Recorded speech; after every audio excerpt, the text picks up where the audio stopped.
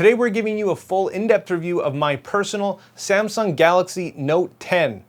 And of course, like everything that I review, we're breaking this thing down and we're looking at everything that's important. Build and features, specs, and of course the camera. So this is my personal phone and I wanted to go over and show you guys exactly what it's all about and why I chose it over others. Let's go!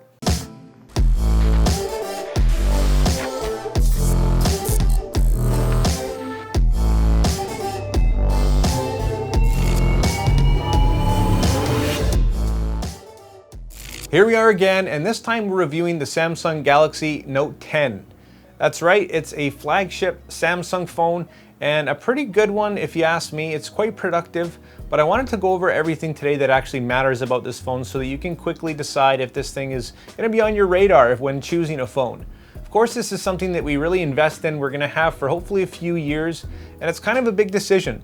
So here's my take on it, and I hope it helps. If you haven't seen one of my videos before, guys, my name's Stefan Malik, and I do a lot of photography and filmmaking news, reviews, and tutorials. So if you do like this content, if you enjoy this video, consider hitting that like and subscribe button. Let's get going.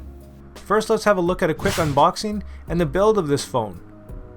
Like most things Samsung, it feels great, it's made with quality materials, it's a premium phone.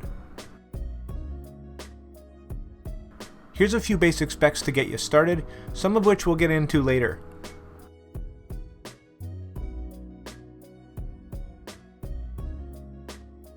So for me, the most amazing feature of this phone is its size. Typically the Note is the biggest and best of everything, but it comes at a cost, and that's a massively huge size, sometimes called a phablet, or whatever new word they're coming out with these days. But this phone was made in two varieties, of course, the Note 10 and the Note 10 Plus, and this phone is just completely reasonable. It's a fantastic size, it's comfortable. Unlike the Note 10 Plus for me, it was too big, and that was one of the main factors that led me to buy this thing. So of course there's give and take, and we'll get into that in a little bit, but here's everything that came in the box, everything that you need and a few things that you really don't. But as far as build's concerned as a whole, it has great build quality with just a few little things that are missing for me, and because of that I give it 4 stars.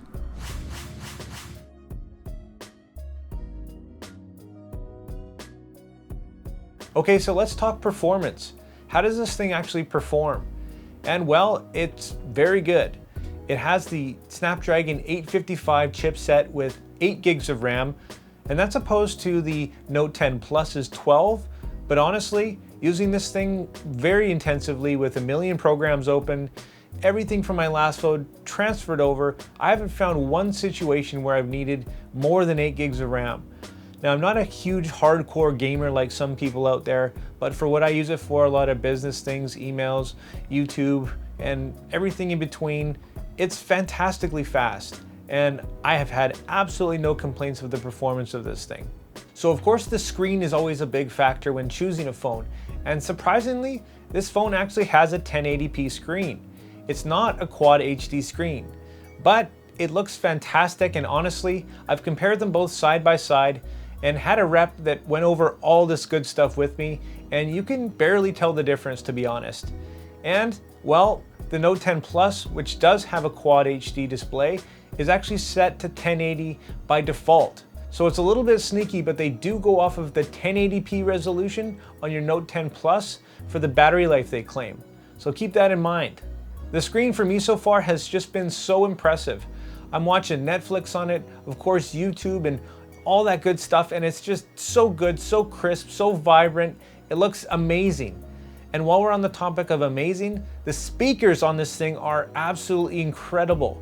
I've never really been one to be able to watch or really get into a show on my phone, but the immersive sound on this thing, the stereo sound that it comes out of is just, it's fantastic. I find myself just totally getting into shows. So I did mention battery life earlier, and I wanted to dig into that a little bit more. This phone does have a generous 3500 milliamp battery, opposed to the Note 10 Plus's 4300.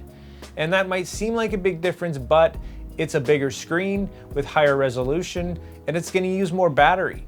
There's not been one instance this far in a few months now that I've gone throughout the day with even heavy usage and had to recharge the phone.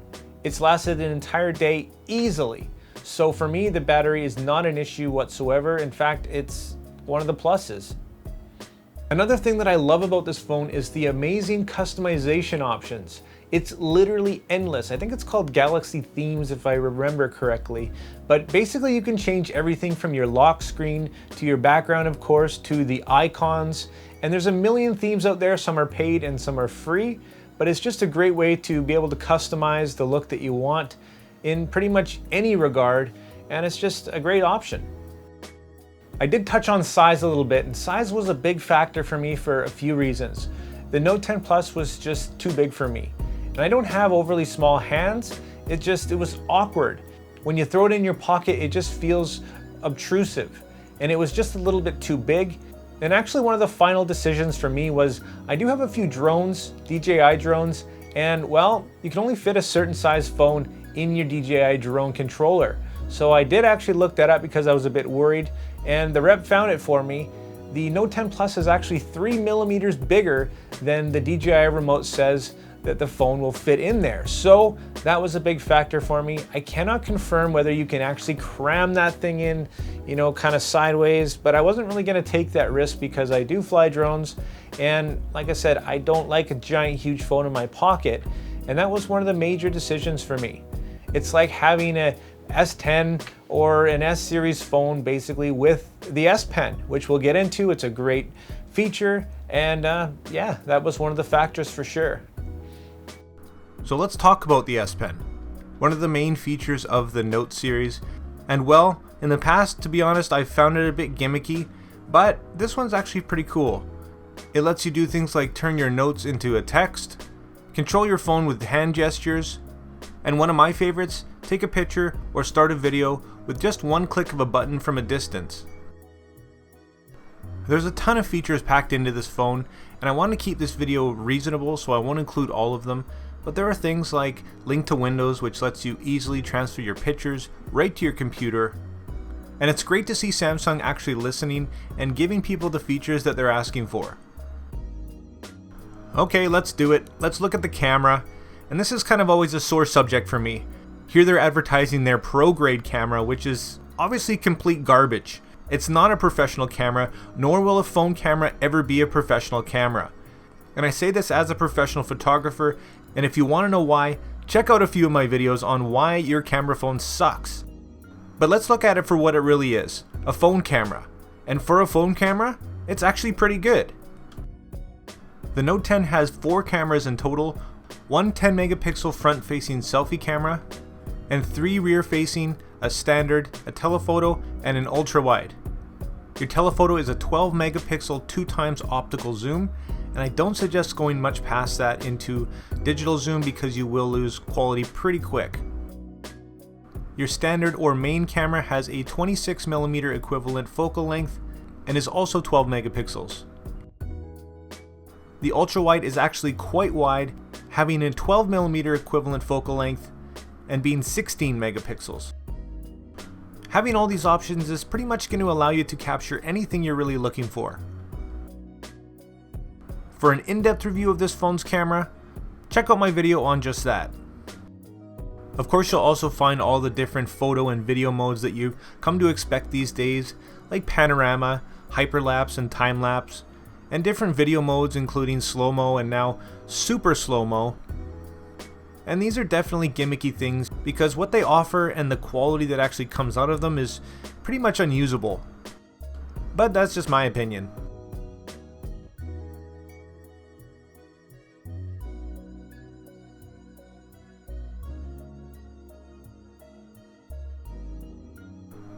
There's a variety of video recording options, resolutions, and frame rates, but you're just not going to get the same quality that you would out of a video camera, regardless of what they're going to show you on their advertising. And that's just the honest truth.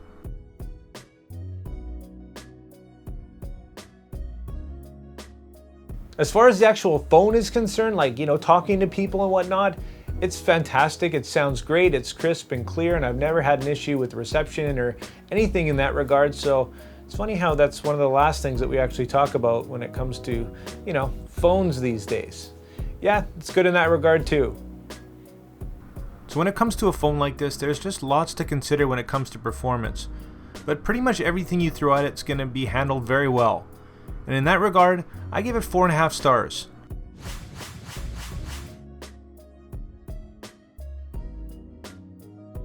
Now there are a few things that bug me about this phone, to be honest. One, they didn't include a headphone jack. And it's not the end of the world. They did include some wireless looking headphones, although they're just a USB Type-C connection. But some people do rely on payment methods that still utilize the headphone jack. Also, for some reason, the 256GB storage is not expandable like it is in the Note 10 Plus. Why? It's more than enough for me, but nonetheless, I wish it was an option. So when it comes to the value of this phone, that's going to be really determined by your needs. It does offer a lot, and it's kind of nice to have a few different options. At about $950 retail, it's definitely not a cheap phone. You can step up to $1,100 for the Note 10 Plus if you need or want all those extras. For me personally, it just came down to the size, which was great for me, and what the phone actually offered. I think there's tons of value in this phone, and I feel good and confident that it's going to last me the next few years. If you ask me, every phone out there is overpriced right now. It's just insane what we're actually paying for these days every few years. But if you really compare and consider what's out there, there is value to be had in this phone. Having said all that, I give it a solid 4.5 stars, especially considering you can find the S10 for the same or even more money.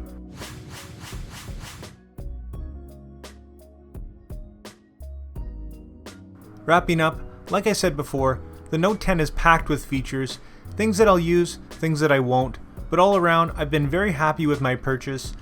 And like always, here's my personal pros and cons for this phone.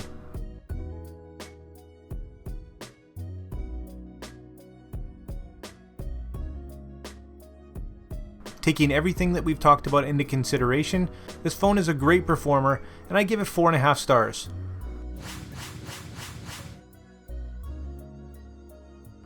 If you're a subscriber, you also know that I like to rate things on a scale from never think about again to consider to definitely buy. And in this case, if you love Samsung and you're in the market for a premium phone with most of the bells and whistles, this one might be the one for you, and I completely recommend it.